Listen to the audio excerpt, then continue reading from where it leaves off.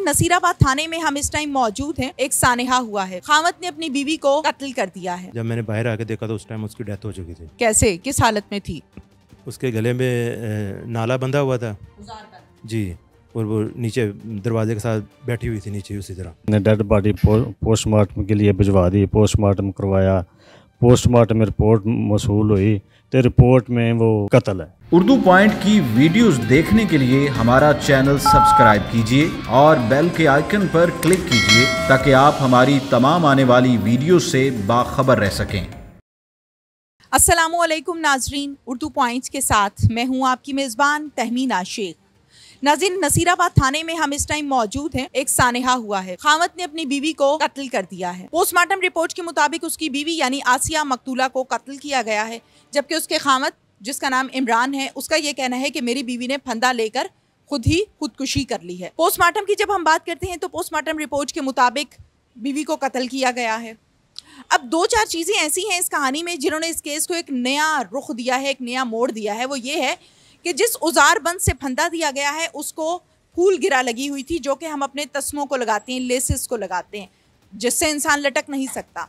वो दरवाज़ा जिससे लटकाया गया है उसका जब हम हाइट की बात करते हैं तो उसकी भी 5 फुट हाइट है, और जब हम आसिया की बात करते हैं तो उसकी भी 5 फुट हाइट है, यानी उस पर लटक नहीं सकती। ये एक कॉमन सेंस है, क्वेश्चंस हैं, मौका वारदात से जो शवाहिद मिले हैं वो तमाम चीज़ें हैं। और फिर जब आसिया की लाश को चेक किया गया है तो उसकी गर्दन पे किसी किस्म का कोई निशान फंदे वाला नहीं था, जबकि उसका गला दबाकर उसको कत्ल किया गया है, गर्दन की हड्डियाँ टूटी हैं। इन्वेस्टिगेशन ऑफिसर का क्या कहना है और मुलजिम का क्या कहना है, इस पर हम बात करते हैं। आइए मेरे साथ जी। तो नाज़रीन, इमरान मुलजिम हमारे साथ इस टाइम मौजूद है। इमरान से बात करते हैं। इमरान, तुम्हारी शादी को कितना अरसा हुआ? 2 साल। ये 2 साल कैसे गुजरे? बस लड़ाई झगड़ों में गुजरते रहे हैं। 2 साल इकट्ठे रहते रहे हो या अलहदगी भी हुई है? मेरी इधर लाहौर में शॉप है, मैं लाहौर में काम करता हूँ, और मेरी फैमिली जो पीछे है ना गाँव में रहती है। तो जब शादी हुई तो मेरे मतलब कि मिसेज़ मेरी उधर ही रहती थी गाँव में। तो तकरीबन कोई 4 माह बाद मेरी मिसेज़ ने उधर से कुछ पैसे वगैरह चोरी किए, तो घर वालों को पता चल गया। उसकी वजह से वो नाराज़ होकर ना उधर से घर से चली गई थी। आपकी जो मिसेज़ हैं वो अपने सास ससुर के साथ रहती थी, आपके वालिदैन के साथ। चोरी किसकी तरफ की उन्होंने? मेरे सिस्टर के पैसे निकाले थे उन्होंने। सिस्टर के पैसे निकाले, अच्छा। फिर उसके बाद वो पैसे 2-3 दिन मतलब कि घर में ये बात चलती रही, तो पता चल गया कि इसके पास पैसे हैं। उसने फिर वापसी दे भी दिए थे। तो उसके बाद वो लड़के अपने वालिदैन के पास चली गई उधर। तो इस तरह मतलब कि तकरीबन को 3-4 माह इसी तरह गुजर गए। उसके बाद फिर मेरा बेटा पैदा हुआ है। तुम खर्चा नहीं देते थे उसको जो वो चोरियां करती थी, क्या सिचुएशन थी? खर्चा देता था, उसकी कोई आदत थी शायद भी, मतलब उसको बेसिकली मतलब ये उसके साथ प्रॉब्लम थी कि वो चोरी करती थी। अगर मैं हर वीक जब जाता था तो मैं इसको खर्चा दे के आता था, 1000 रुपया, 800 रुपया, 500 रुपया, जितना मतलब होता था। ये था कि मतलब हमारी जॉइंट फैमिली थी ना, सारा खान पीन का सिस्टम घर में ही होता था, अब्बू करते थे, और सिर्फ ये खर्चा होता था कि उसका वो कोई दवाई शवाई या कोई कपड़ा वगैरह लेना हो तो वो इसके लिए। मैं जब मेरा बेटा पैदा हुआ ना उस वक्त वो अपनी वालदा के पास थे, और उन्होंने कहा था कि मतलब बच्चे की पैदाइश हमारे यहाँ होंगी, तो उधर ही रही है। फिर तो ये चांद रात को बड़ी ईद के ना 1 दिन पहले ये जना हॉस्पिटल में मेरा बेटा पैदा हुआ है। तो उसके बाद हम ईद के 1 दिन बाद हम गए हैं, सब उसके साथ मिल के भी आए हैं, मतलब जो नाराज़गी थी ख़त्म की है। उसके बाद कुछ भी नहीं। फिर 1.25 माह के बाद मतलब मैं जाके अपनी बेगम को घर ले आया था। उधर रही है 2-2.5 माह उधर रही है, फिर नाराज़ होकर चली गई है। यही मतलब कि काम कार के घरों में 100 होते हैं। कभी मतलब सिस्टर के साथ नाराज़गी, कभी वालदा के साथ कोई बहस हो जाती थी, कभी वालिद के साथ। इस वजह से ये फिर मतलब नाराज़ होकर अपने भाई के साथ चली गई वापसी। तकरीबन 2 माह रही है उधर हमारे पास। उसके बाद फिर तकरीबन 6-7 माह नाराज़गी रही है इसकी। वो इसमें फिर वो डिवोर्स तक का सिलसिला पहुंच गया था। मेरे वालिदैन कहते थे कि अब नहीं लेके आना, बार बार ये झगड़ा करती है, ये करती है, तो इसको डिवोर्स दे देते हैं। और मैं नहीं चाहता था कि मतलब ये सिस्टम हो, क्योंकि अल्लाह पाक नाराज़ होता है। फिर कुछ भी नहीं, मैंने इसके वालिदैन से बात की कि मैं इसको छोड़ना नहीं चाहता, तो इसकी मतलब क्या डिमांड है। इसने कहा ये आपके वालिदैन के साथ नहीं रहना चाहती, ये अलहदा रहना चाहती है। तो फिर मैंने मतलब कि घर वालों से बात की कि अगर मतलब वो नहीं रहना चाहती तो मेरा सारा जो काम है ना सिस्टम वो इधर लाहौर में ही है। तो मैं फिर तुम उसको किस साल मुख्तसर लाहौर ले आए? लाहौर में कितनी देर रहे? तकरीबन कोई 2.5 महीने रहे हैं। मकान किराए का था? कितना किराया था? 9,000 रुपया। 9,000 रुपया किराया देते थे। अच्छा, फिर ज़िंदगी कैसी गुजरी जब लाहौर में अलहदा तुम लोग सेपरेट हो गए, झगड़े ख़त्म हो गए? फिर ठीक कोई मसला नहीं था, मतलब कि ऐसी कोई भी बात नहीं थी कि जिस पे मतलब कोई हमारी लड़ाई हो, या मतलब कि हाँ ये था कि तकरीबन कोई 1.5 माह बाद हमारे ऊपर वाले पोर्शन की कोई चोरी हुई थी पैसे, जिसकी वो दरख्वास्त उन्होंने फरदौस मार्केट चौकी में दी थी। तो उसका इल्ज़ाम मेरी मतलब कि मिसेस पे आया था कि इसने मतलब कि ये और एक इसके ऊपर वाला जो 3 पोर्शनों वाला मकान है ना, तो सेंटर वालों की चोरी हुई थी, ऊपर वालों का और नीचे वालों का मतलब कि ये सिस्टम हुआ था कि उन्होंने दरख्वास्त दे दी थी दोनों घरों के ख़िलाफ़। तो मैं तो घर होता नहीं था, तो उसने मेरी मिसेस के ख़िलाफ़ दी थी। तो फरदौस मार्केट वालों ने मुझे बुलाया, तो मैं उनके पास गया भी 2-3 दफ़ा, जो भी थे मामला उनके साथ। तो तकरीबन 1-2 दिन के बाद ये मुझे खबर मिली है कि जिस बंदे की मतलब चोरी हुई थी उसने मुझे फ़ोन किया, अपनी शॉप पे बुलाया और कहता है कि यार इस तरह तुम्हारी मिसेस मेरे घर आई थी और वो उसने अपने बच्चे के सर पे हाथ रख के कहा है कि मैंने ये चोरी नहीं की। वो फिर बात ख़त्म हो गई। उसने मतलब कि बंदे ने मुझे कहा था कि मतलब कि ये जो ना इसने अपने मतलब बच्चे के सर पे हाथ रख के कह दिया कि मैंने ये चोरी नहीं की, और इसने अपने वाल से भी बात करवा दी है, तो लिहाजा मैं अपनी दरख्वास्त वापस ले रहा हूँ। मैंने कहा ठीक है, कोई मसला नहीं यार, अगर आपका बेहतर है तो कोई बात नहीं। अच्छा, फिर उसके बाद तकरीबन कोई ये वकूए से 1 दिन पहले की बात है कि जब मतलब कि मैं शाम को घर आया हूँ, तो मैंने किसी के पैसे देने थे, तो मैंने अपनी जेब में ना 19,000 रुपया गिन के रखा हुआ था, किसी का देना था। तो जब मैं वापसी सुबह शॉप पे गया हूँ, तो मैंने जाकर उधर पैसे गिन के देने लगा हूँ, तो देखा कि मतलब कि अंदर से पैसे कुछ कम है। तो मैं दोपहर को जब खाना खाने वापसी घर आया हूँ, तो मैंने आके बेगम से पूछा कि मैंने कहा कि इस तरह कुछ पैसे मेरी जेब से कम है, आपने कपड़े धोए हैं, कोई निकले तो नहीं शायद। उसके बकौल था इसमें पैसे नहीं हैं। मैंने कहा चलें ठीक है कोई बात। मैं खाना खाना शुरू हो गया, कुछ 10-15 मिनट मतलब अभी आधा ही खाना खाया था, तो वो पैसे लेके आ गई मेरी मिसेज़, कहती कि ये पैसे आपके हैं। मैंने कहा भी ये किधर से अब आए हैं? कह रही थी आपकी जेब में रह गए। मैंने कहा मैंने पहले आपसे पूछा तो आपने कहा नहीं थे, तो अब मतलब कि ये कहाँ से आ गए? और ये जो पैसे हैं ये तकरीबन कोई 10-15 नोटों के दरमियान में पड़े हुए थे, 600 रुपया उसी तरह। तो मैंने कहा भी इस तरह आप ना किया करो, अगर आपको पैसे चाहिए हो तो मुझसे मांग लिया करो। बस उसके बाद मतलब उसने थोड़ी सी झगड़ा भी करने की कोशिश की, लेकिन मैंने उसको ख़त्म करके मैं अपनी शॉप पे चला गया। तो सुबह फर्स्ट टाइम उठते साथ ही उसने ये मतलब सुसाइड। कितने बजे? तकरीबन कोई 6:15। सो के कितने बजे उठे?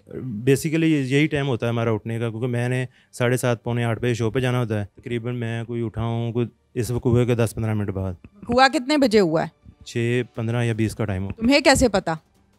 जब मेरी मिसेज़ उठी है ना, उसने वो बर्तन रखा है पानी वाला चूल्हे के ऊपर, मुझे आवाज़ आई है कि मिसेज़ उठ गई है। मैं अपने बच्चे के साथ लेटा रहा हूँ उसी तरह ही। 15-20 मिनट गुजर गए, मैंने देखा कि ना कोई लाइट चली है, वॉशरूम से कोई आवाज़ भी नहीं आ रही।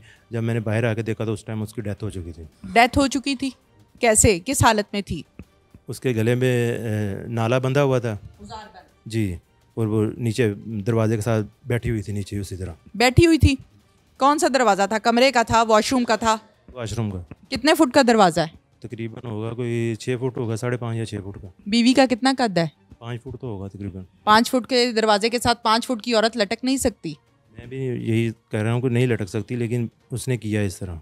अच्छा, जब तुमने देखा कि वॉशरूम में तुम्हारी बीवी लटकी हुई है, उसको फंदा डला हुआ है, तो फिर फ़ौरन से तुमने क्या रिएक्शन दिया? क्या किया तुमने? पहले मैं मतलब देख के मैं घबरा के भागा हूँ। साथ मेरा मोहल्लेदार है, मैंने उसको बुलवाया, वो भाग के रक्षा लेने चला गया है। उतनी देर में मैंने 15 पे कॉल कर दिया कि मतलब कि ये मेरे घर में वकूआ हो गया है। तो उसके बाद वो डोल्फन वाले आ गए हैं, उन्होंने कहा जी मतलब कोई एम्बुलेंस की ज़रूरत नहीं है, इसकी मतलब डेथ हो चुकी है। उसके बाद जो भी वकूआ है वो सर के सामने है। गुजारबंद की गिरा किसने खोली? मैंने खोली थी।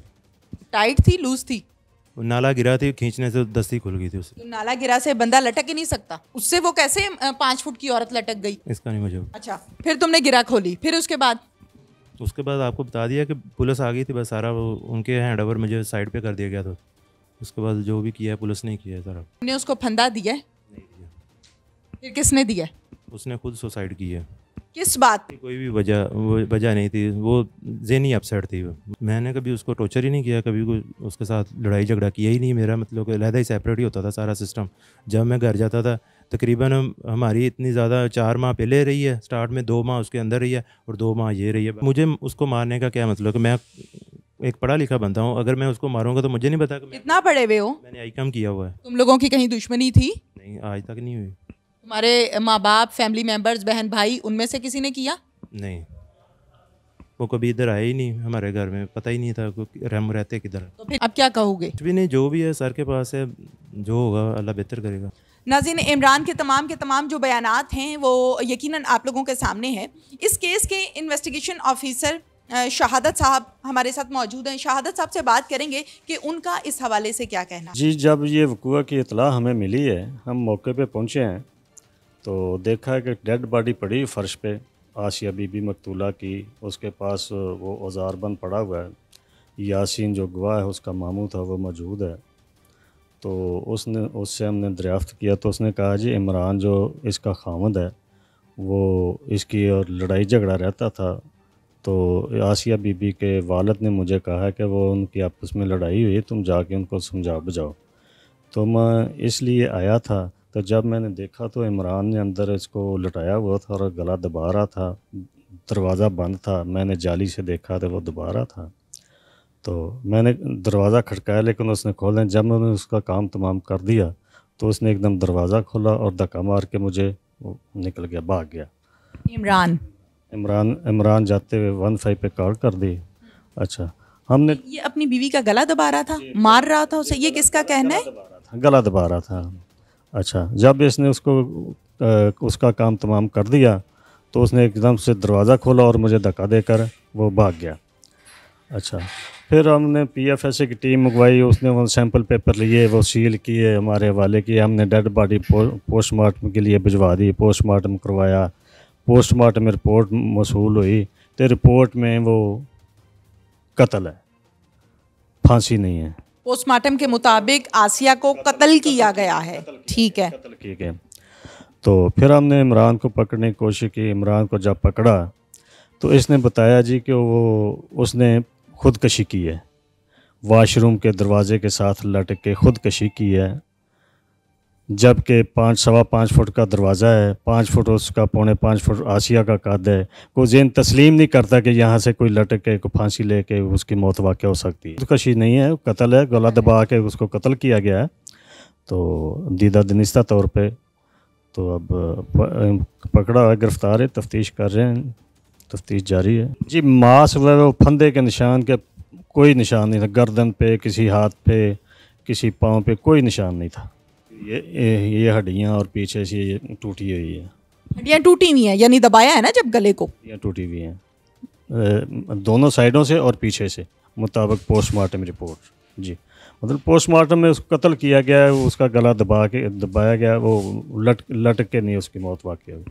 नाज़रीन, दीदा दिलेरी मुलजिम की आपने देखी है और उसका ये कहना है कि मैंने कुछ भी नहीं किया, जबकि पोस्टमार्टम रिपोर्ट के मुताबिक इसने अपनी बीवी को कत्ल किया है, गला दबाकर। गर्दन की हड्डियां उसकी टूटी हैं और फिर उसको औजार बंद के ज़रिए से लटका दिया गया है ड्रामा रचाने के लिए। अपनी मेज़बान तहमीना शेख को इजाज़त दीजिए। अल्लाह हाफ़िज़।